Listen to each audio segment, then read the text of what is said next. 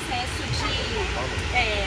da digestão, o processo da digestão mecânica. Então, é um processo da mastigação para começar ali a triturar o alimento. Essa parte pendurada, que está aqui pendurada, essa bolinha aqui, é a úvula, a nossa campainha, que está relacionada ao reflexo de vômito, e ela também ajuda ali, a hora que a gente vai engolir a comida, junto com a língua, com alguns músculos que tem aqui, ela ajuda nisso. E aí, saindo disso, a gente está agora aqui no esôfago. O esôfago, ele é basicamente um tubo que conecta aquela parte inicial ali até o nosso estômago. O estômago, ele é uma bolsinha cheia de ácido. E esse ácido é produzido pelo próprio estômago e não tem nenhum problema para ele. Inclusive faz bem, né? Faz parte do estômago normal, ajuda para o nosso processo de digestão. E entre o esôfago e o estômago existe um músculo, e por algum motivo, em algumas pessoas, esse músculo não é tão forte o suficiente como ele deveria ser. E esse ácido que está lá no estômago, que deveria ficar só lá, ele volta para o esôfago, causando a DRGE, que é a doença do refluxo gastroesofágico. E é isso que está sendo representado aqui nessa parte verde.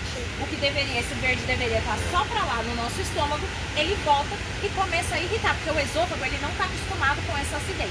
Então ele começa a irritar a parede ali, a parte de dentro do nosso esôfago, e causar esses sintomas que são tão desconfortáveis para quem tem um refluxo. Tipo a queimação, aquela sensação de azia, às vezes que parece que está voltando o alimento, e também pode dar até sintomas que a gente fala de sintomas atípicos, que é tipo dor de garganta e rouquidão, dependendo do nível que tá, né, desse refluxo, do quanto de material que está voltando. E como tratamento, o tratamento é aliado, né, o medicamento com algumas mudanças comportamentais. O medicamento, os que são muito conhecidos, né, tipo omeprazol, pantoprazol, eles diminuem a produção desse ácido aqui para conseguir dar uma regulada e diminuir essa inflamação. E também o medicamento, ele não vai dar conta sozinho, então a gente precisa de algumas mudanças. Por exemplo, evitar comer uma comida muito pesada, muito volumosa antes de dormir, porque se a gente come uma comida muito pesada, mais ácido vai ser produzido, porque aquilo ali precisa ser digerido, e se a gente come e deita logo em seguida, mais ácido volta e volta, né, a irritar e produzir os sintomas que são típicos do refluxo.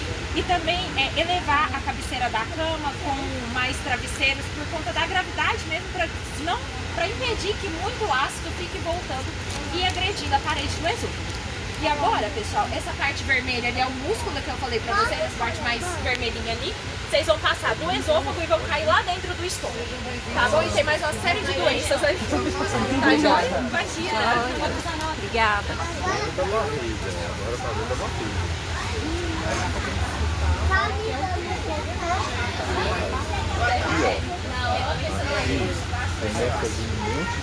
Boa tarde, meu nome é Victor, tá? Aqui a gente já está no estômago.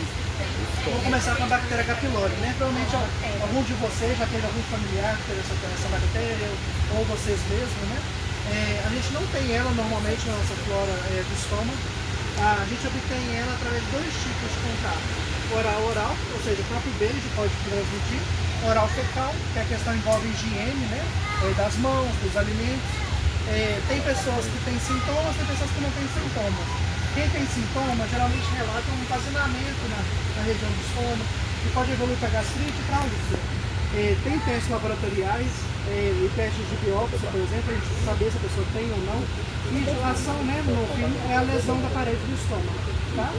A gastrite e a úlcera são duas doenças que a gente pode ter os mesmos, praticamente os mesmos fatores, né, para ocorrência, que é tabagismo, etilismo, estresse, e um deles eu quero saber se alguém aqui está predisposto.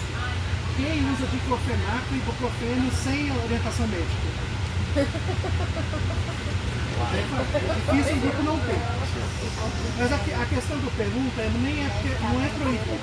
A questão é saber por que está usando, por quanto tempo está usando, porque a longo prazo, esses anti-inflamatórios causam uma lesão na parede do estômago que eles tiram essa camada protetora, né?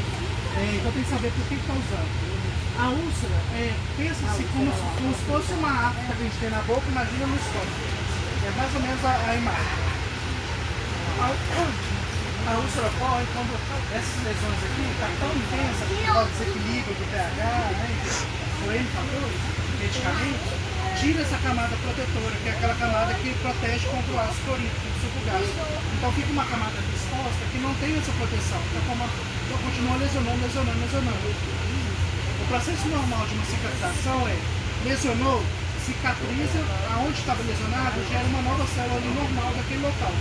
No caso dessas questões aqui, se começar a lesionar e não for tratado, né, não for procurado ajuda, né, está lesionando, num desse processo cicatricial,